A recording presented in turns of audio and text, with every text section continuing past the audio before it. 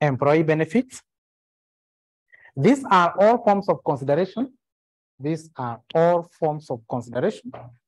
These are all forms of consideration given by an entity. These are all forms of consideration given by an entity, to employees, given by an entity to employees for their services rendered, for their services rendered, for their services rendered, for their services rendered.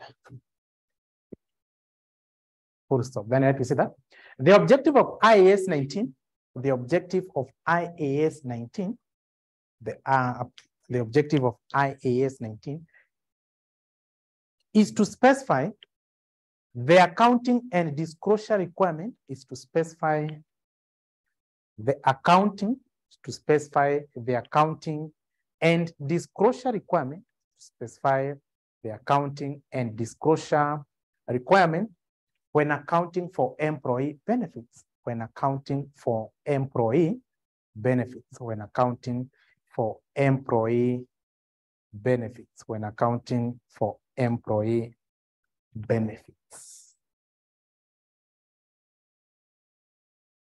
Types of employee benefits.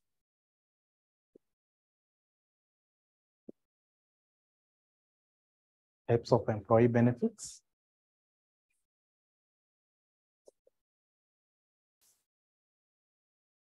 Number one is short-term employee benefits. Short-term employee benefits. You see that? These are benefits payable within 12 months. These are benefits payable. These are benefits payable within 12 months.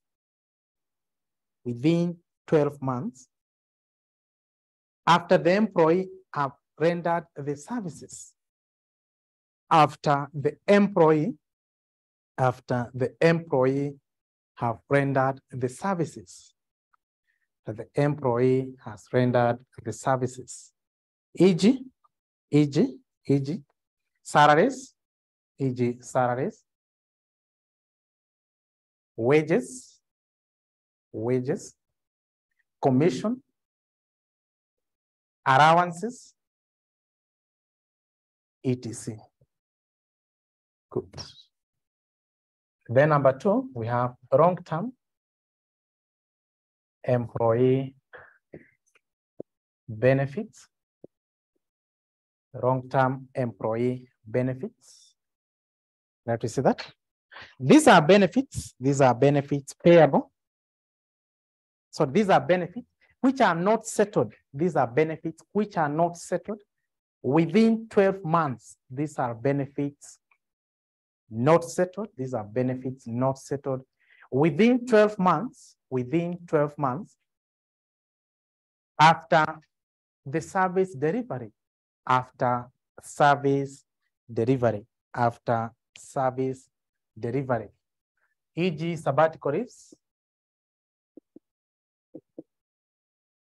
E.g. sabbatical leaves, comma, wrong service benefits, sabbatical leaves, comma, wrong service benefits, wrong service benefits. We have some of the company, they usually do grant the employee who have been wrong serving for that entity or best performing, maybe within the five years. Another one, annual bonuses, annual bonuses, annual bonuses, annual bonuses. You see, mostly for the annual bonuses, sometimes they be declared after the financial statement have already been audited. So that means you offered services January, and then the financials, the year ends in December. And then once the year ends, they prepare the financial statement. Then they are audited. Then from there, the company declares some bonus. So once they declare that bonus, it has already exceeded 12 months from the date you had offered the services. But you also have the quarterly or monthly bonuses. That one falls under short-term employee benefits. Number 3, termination benefits.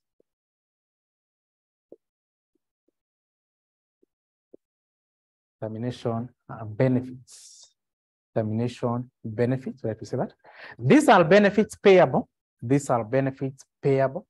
These are benefits payable. Upon work being terminated, these are benefits payable. Upon work being terminated, these are benefits payable. Upon work being terminated by either employee or the employer. Benefits payable upon work being terminated by either the employee or the employer. That is, yeah, what do we call them? Severance fee, severance fee, severance fee,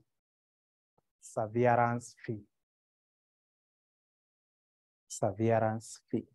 Good.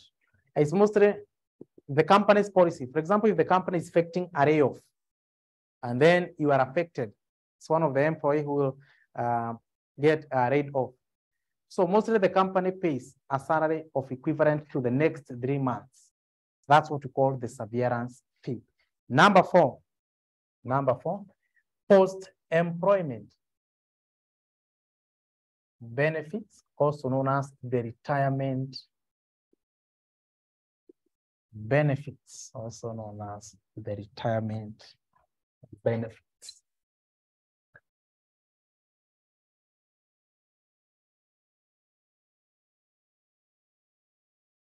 See that?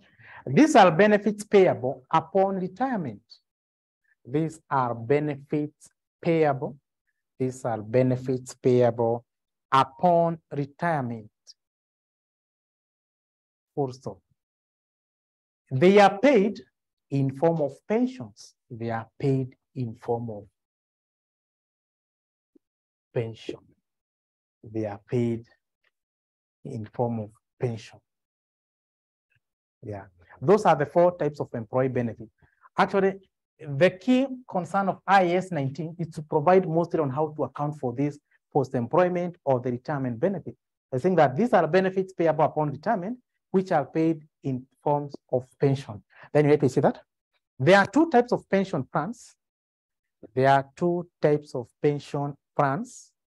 There are 2 types of pension plans. So let's be here, don't write. First of all, let me explain.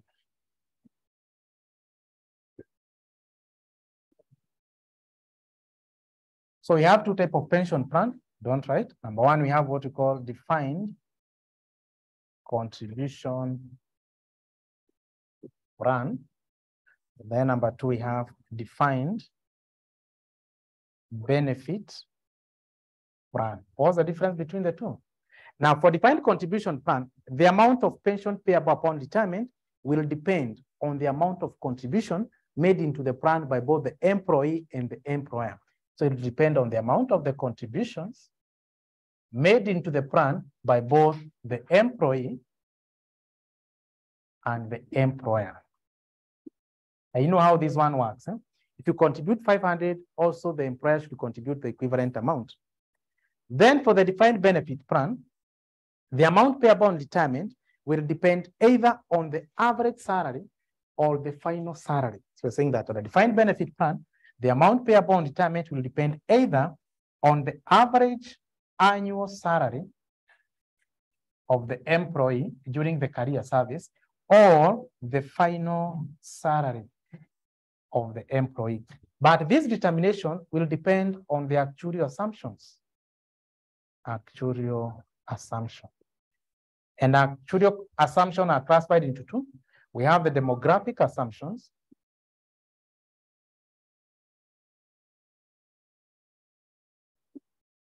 And then we have financial assumptions. Financial assumption. Now, for the demographic assumption, they are concerned with the employee characteristics. of both the current and the future employee. So it concerned with matters to do with the claim rate under the medical plan. Also, the rate of labor turnover. Also, the mortality rate. etc. Then for the financial assumption, they are concerned or is concerned with some characteristics such as the interest rate, also the inflation rate, the expected rate of return, expected future salary, etc. Good. So I repeat again, that defined contribution plan, in this case, the amount of pension payable upon retirement will depend on the amount of contribution made into the plan. And these are by both the employee and the employer. So then in this case, another characteristic is that the employer or the employee bears the uncertainty. Uncertainty means what? Uncertainty means what? Uncertainty. Risk. Uncertainty means not sure, right? I think that the employee bears the uncertainty of the amount receivable upon retirement, since it will depend on the performance of the investment. What does it mean? If, for example, you contributed 4 million and the employer contributed the equivalent amount of 4 million, so that means in your account, how much do you have? 8 million. So upon retirement, how much will you get? 8 million plus the interest, correct. Let's call them return. But now you're saying that the employee bears the uncertainty. You are not sure because this amount of what you are sure of, you contribute, the minimum you can get is how much? 8 million. But now this return will depend on the performance of the investment during the career service. Because this is what happens. The 8 million you contributed during the career service, the pension plan, they were investing this money, either in investment property, government security, quoted shares. So that means they are earning some returns, but they're earning some returns because they invested using your money. So in short, your money is their capital. So that means in case of any profit, they'll have to share with you. So that amount of return, that we're saying that now this return will depend on the performance of the investment. If the entity invested in high return projects, they have the return and the vice versa. Then number 2 we have is the defined benefit plan. And it's saying that in this plan, the amount of contribution, the amount of benefits payable upon retirement will depend either on the average salary during the career service or the final salary, but this determination will depend on the actuarial assumption. What dictates this, the actuarial assumption are the demographic assumption, and we have identified what mostly is concerned with the demographic assumption, or they look at the financial assumption. Good. So now let's write number 1. We are looking at the type of pension fund. Number 1, defined contribution plan. Defined contribution plan. Let me see that. Under this plan, comma, the amount of pension benefits payable, the amount of pension benefits payable will depend on the amount of contribution, will depend on the amount of contribution made into the plan, will depend on the amount of contribution made into the plan by both employee and the employer, will depend on the amount of contribution made into the plan by both employee and the employer. Full stop. Then you have to say that.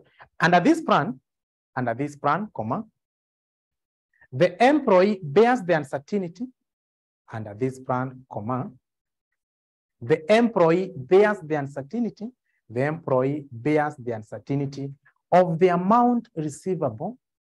The employee bears the uncertainty of the amount receivable, since this amount will depend this amount will depend on the performance of the investment. Since this amount will depend on the performance of the investment, will depend on the performance of the investment.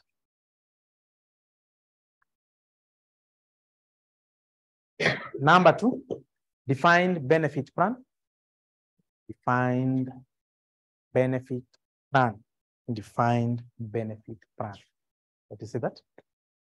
Under this plan, the amount of pension payable upon retirement, the amount of pension payable upon retirement, the amount of pension payable upon retirement will depend either on the final salary of the employee, will depend either on the final salary of the employee, or the average annual salary, of the employee, or the average annual salary of the employee during career service, during the career service.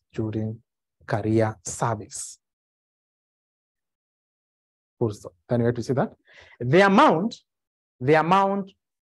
and the calculations,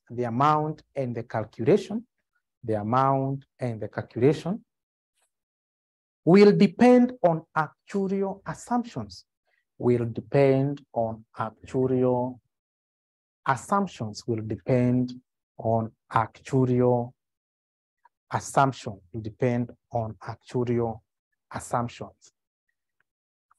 right, we see that actuarial assumptions comprise of actuarial assumptions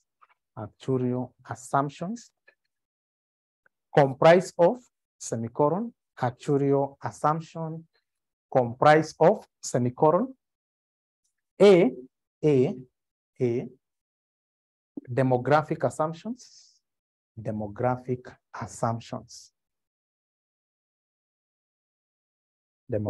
assumption explains that. This is concerned with the employee characteristic.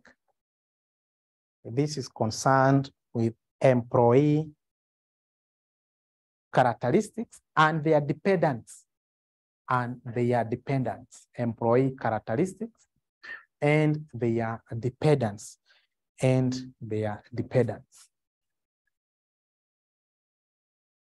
Full stop. It deals with matters such as you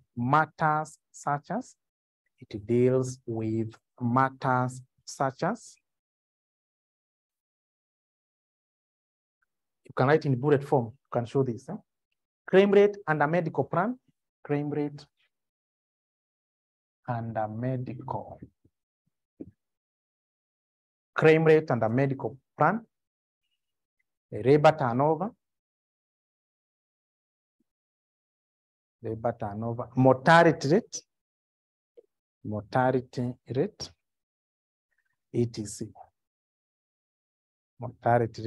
etc.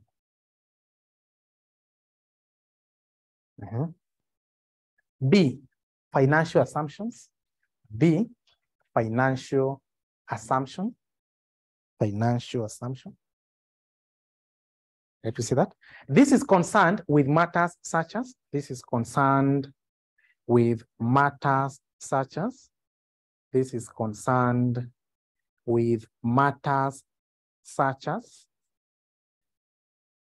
semicolon, you write in bullet form, interest rate, inflation rate, rate of return, expected future salary.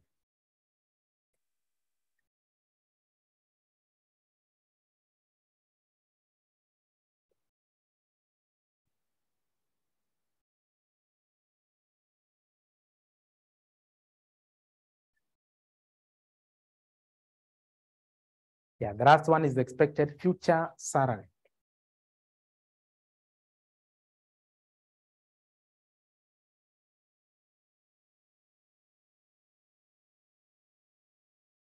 We write another paragraph. Let me see that. Statement of comprehensive income movement. Statement of comprehensive income movement. Statement of comprehensive income movement is made up of three cost elements. It's made up of three cost elements. It's made up of three cost elements. Now, what are the components, or what do we take to the statement of comprehensive income? Number one, service cost component. Service cost component. Let me see that. This comprises of the current and the past. This comprises of the current and past service cost. The current and the past service cost. The current and the past service cost. Number two, we have the interest cost component.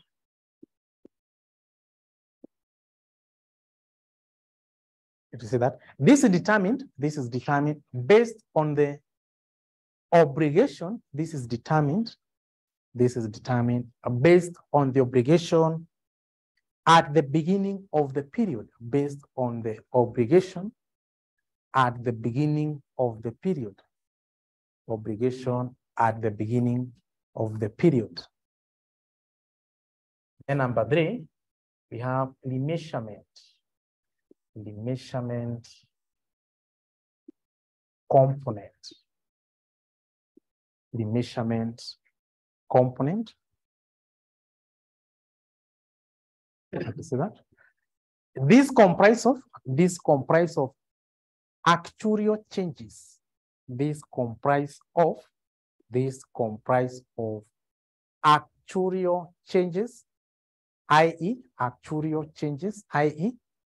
actuarial gains and actuarial losses. Actuarial gains and actuarial losses. Actuarial gains and actuarial losses. Good.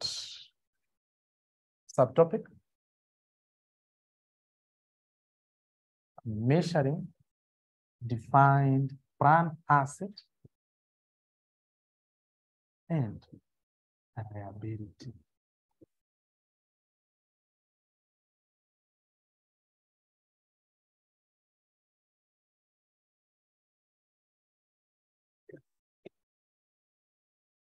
So how do we measure defined plan asset and liability? Now, the major objective is to determine the actuarial changes, whether it's an actuarial gain or actuarial loss.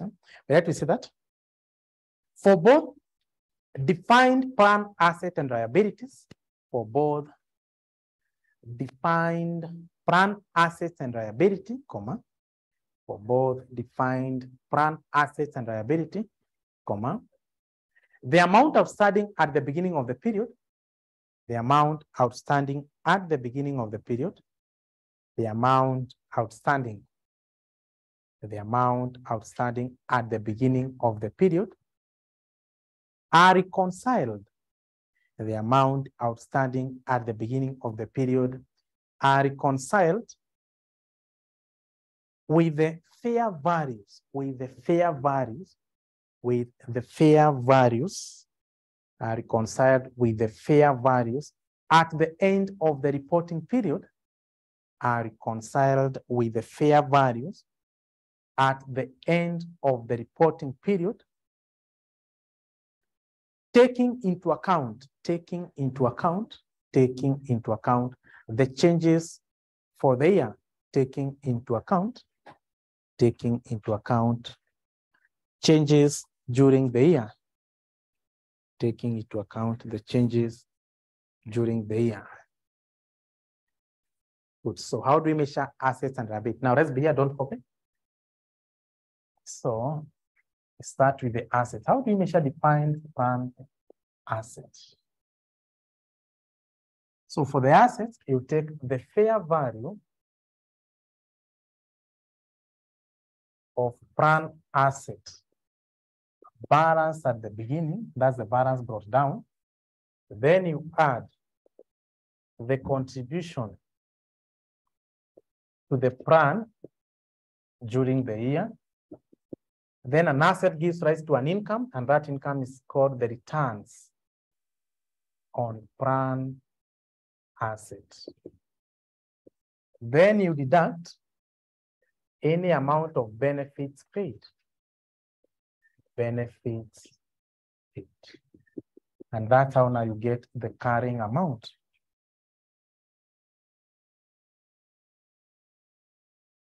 Then you compare the carrying amount against the fair value at the end.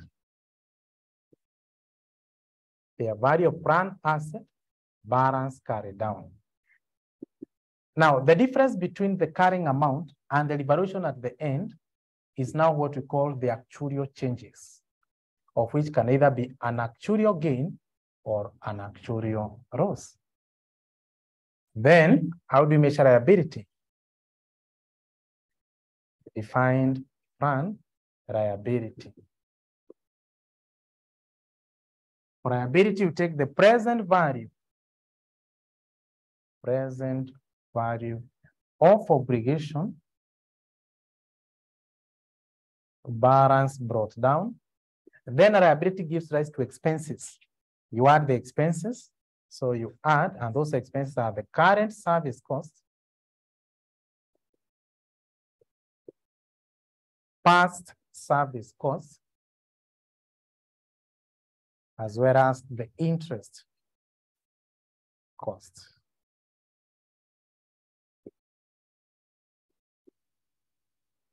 Then you deduct the amount of benefits paid. And the amount of benefits paid during the year, we deduct from both the assets and the liability. And that's how you get the carrying amount.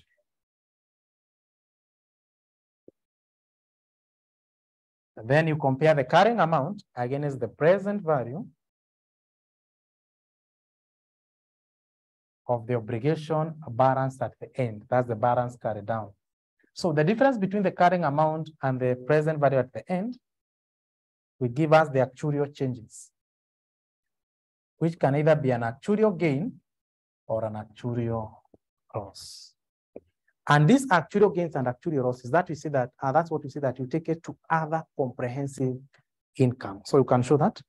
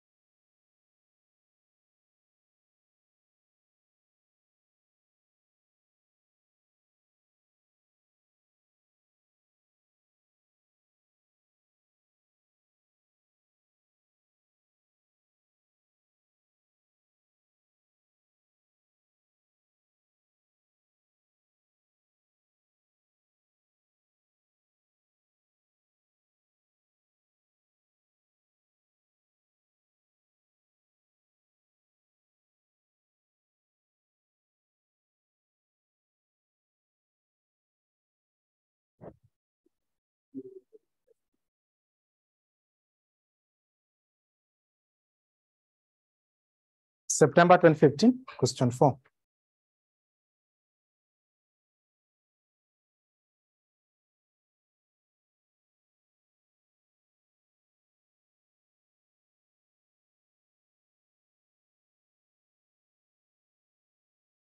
September 2015, question 4A.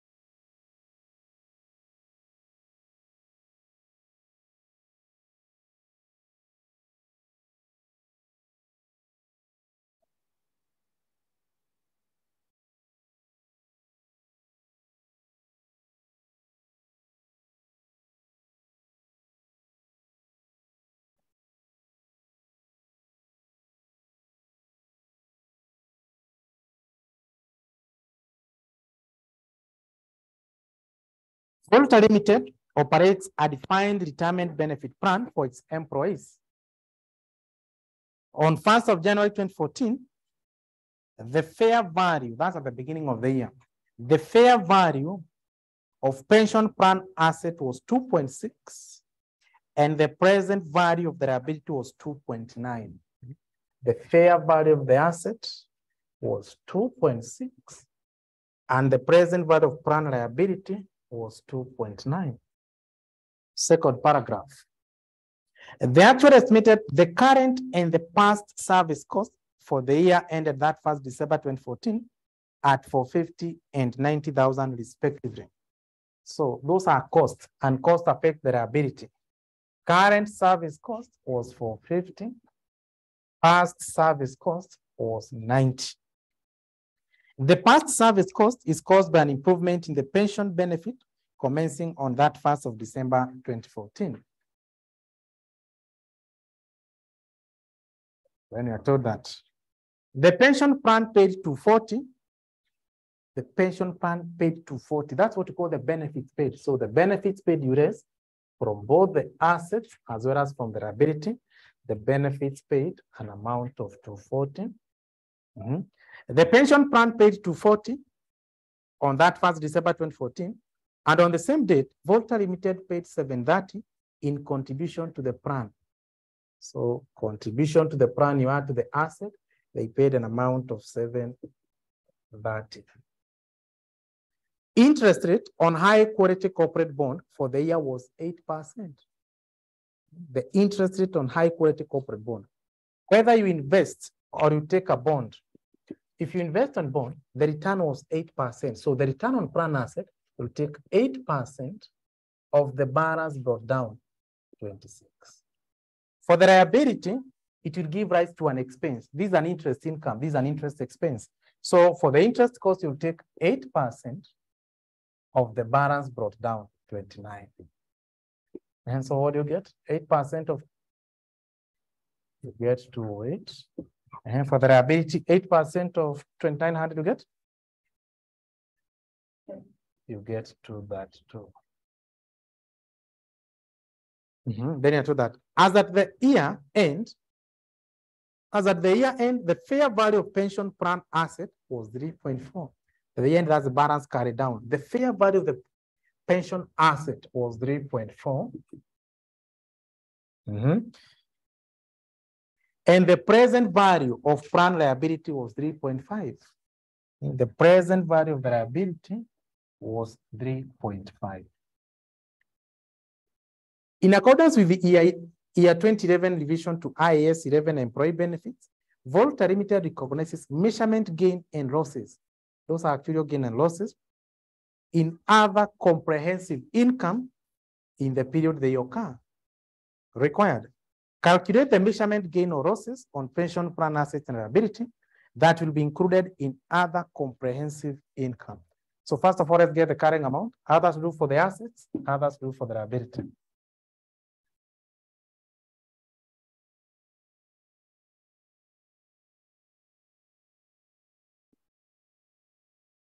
We have that 298. Sorry? First of all, let's get this, the carrying amount.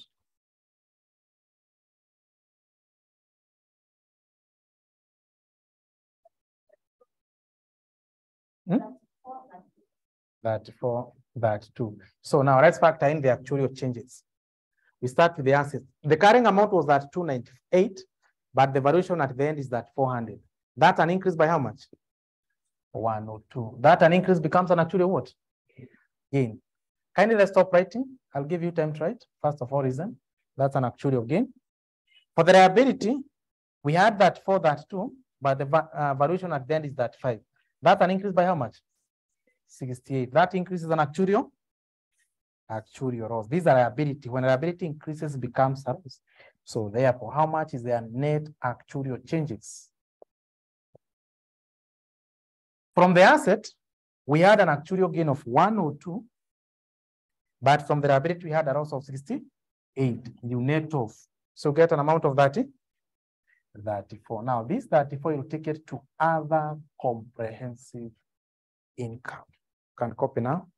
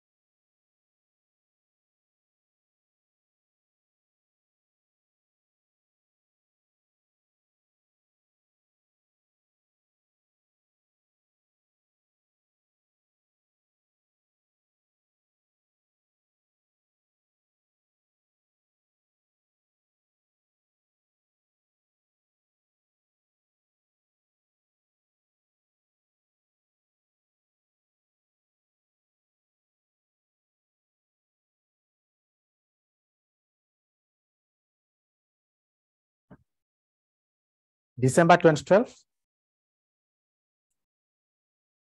Question 4. December 2012, question 4.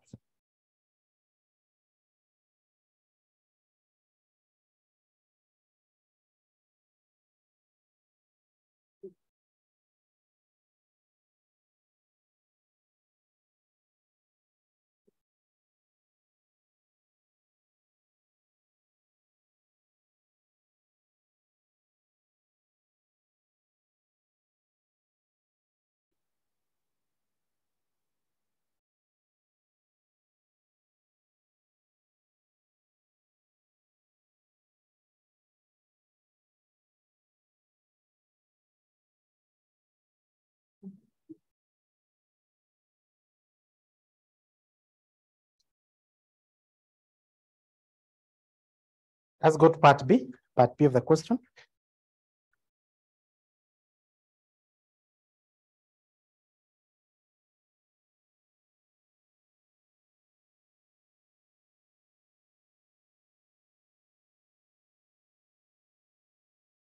Viwanda Industries Limited operates a defined benefit post-retirement plan for its employees. This is what we call an unfunded scheme. We have two types of schemes. We have the funded and we have unfunded. You see, for the funded, this is where the entity, they transfer the contribution to an external entity. But we have some entity with more employees. So instead of transferring, they just form their own pension plan. For example, the banks, they do not transfer your contribution to an external entity. No, they have their own. So they collect the cash, they invest in case you retire, they're the one to pay you. Also for the insurance company, also Safaricom, they have it. You have a huge number of employees. Now that's what we call the funded scheme. So in that case, how do they account? Also in case of pension plan, when you're transferring outside that pension plan, how do they prepare financial statement? Now this for one company, that's Viwanda Industries Limited, operates a defined benefit post-retirement plan for its employees. So they don't transfer the contribution externally. The plan is reviewed annually. The company actuaries have provided the following information. So you have the present value of obligation as at that 1st October 2011. Obligation is liability. That's the balance brought down for the liability was an amount of 1,500 million. Then we have the present value of obligation as at that 1st October 2012. That's the balance carried down. So it's an amount of 1,750. Then we have fair value of plan asset as at that 1st October 2011. For the asset, the balance brought down was 1,500. Then the fair value of the plan asset as at that 1st October 2012 was 1,650. The end was 1,650. That's for the asset. Current service cost for the year 160. Current service cost for the year 160. That one affects the liability. Contribution paid for the year ended that 1st October 2012 was 85. So contribution to the plan is an amount of 85. Benefits paid to employees 125. Benefits paid, you deduct 125. Benefits paid, you deduct 125 from both the asset and the liability. Net cumulative and recognized gain. So that one does not affect the valuation of the assets and the liability. Additional information. The expected return on plan asset as at 1st of November 2011 was 12%. Expected return on plan asset was 12%. So return on plan asset, you take 12% of the balance brought down, 1,500. 150 plus that, you get 180. Number 2, the discount rate for plan liability as at 1st of November 2011 was 10. The discount rate for the plan liability. So that's the interest cost on the liability. You take 10% of the balance brought down, 1,500. You get an amount of 150. So there was no current service cost. Number 3, the average remaining working rights of Viwanda Industries Limited employee as at that 1st October 2011 was 10 years. Required extract of Viwanda Industries Limited financial statement for the year ended that 1st of October 2012. So first of all, let's get the carrying amount. Give me the carrying amount for the assets and the liability.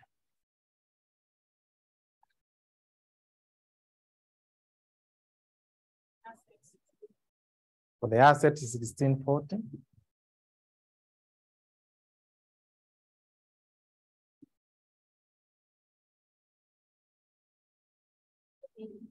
We have 1685. Now let's get the actual changes. From the for the asset, we had 1640. Then the balance at that is 1650. An increase by how much? 10. That one becomes an actuarial gain. 1685 to 1750, that's a difference of 65. An increase by 65. That one becomes actually what? It's an actuarial loss. So the net actuarial changes. From the asset, we had a gain of 10, but from liability, we had a loss of 65. So the net actuarial changes will be how much? Yeah, negative 50. And this one will take us to other comprehensive income. Good, but we have not answered the question. What was the question? Extra of the financial statement. This one is not a financial statement. So now, when we are now preparing the financial statement, from the asset liability, what will affect the income statement and the balance sheet? So that's the financial statement extra. So start with the income statement extract. For the income statement, we have an income. An asset gives rise to an income, of which we had returns on planned assets. So you'll take returns on planned asset, an amount of 180. Then you deduct the expenses. Liability gives rise to expenses. So we take the expenses. We have 3 expenses. We have the current service cost. We have the past service cost. And then we have the interest cost. Current service cost, we had an amount of 160 dash, then we had 150. Now what you get is what we call the net pension cost. Net pension cost, 180, there is a difference of 20. You get 130. Now that one, that is negative. Don't write it as a negative because we have said it's a net pension what? Cost. Then to the income statement, kule chini, what do you take kule chini after profit after tax? Good. Other comprehensive? Yeah, other comprehensive income. Now, to other comprehensive income, you take the revaluation of assets, and that was the actuarial changes. So we had actuarial changes, an amount of 55. Now, anything that goes to other comprehensive income, it's part of reserves, so it will affect the equity. So what about the balance sheet? So we prepare the statement of financial position.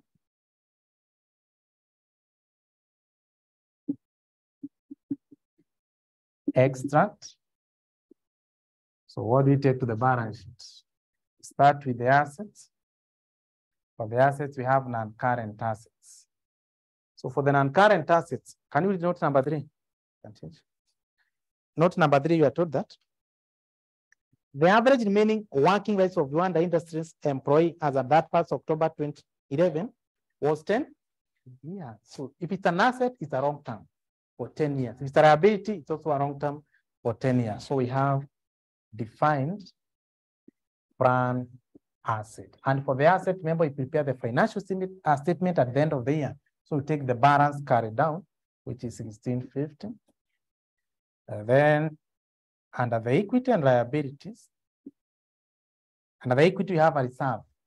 And this reserve are the actuarial changes. So you factor in actuarial reserves, which was a negative 55. Then we also have non-current liability. To the non-current liability, we have defined plan liability. For the defined plan liability, you take the balance carried down. 1750. Don't balance. This one is just an extract. Or alternatively, for the statement of financial position, instead of showing assets and liability, you can only show one. Assets was 1650, liability was 1750. Which one is more? Liability.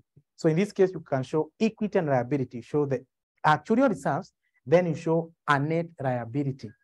You take 1750 minus 1650. Show a difference of how much? 100. If the assets were more than the liability, you show a net asset. Are you together? Good, but you can just show this. Let's go to part A of the question. That was part B. Part A of the question. In the context of IAS 19 employee benefits, evaluate number one, when an item should be recognized as a defined benefit liability. Write in your notes. Write in your notes. Number one. The question is when an asset, an amount should be recognized as a defined plan liability.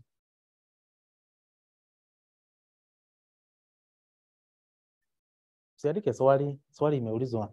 Unaandika the answer, eh? What's the answer?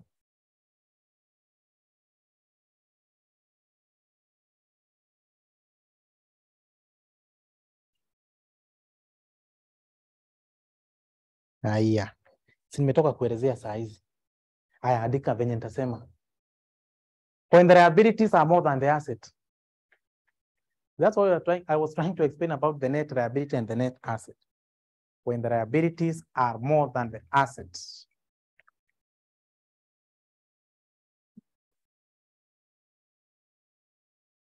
And the entity expect future outflows. And the entity expect future outflows. Future outflows.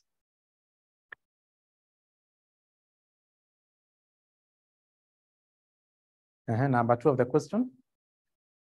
The treatment of actuarial gains on losses. Andika.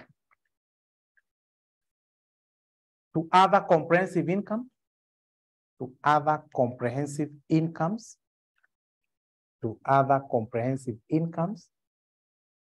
And as an equity reserve. And as an equity reserve. And as an equity reserve.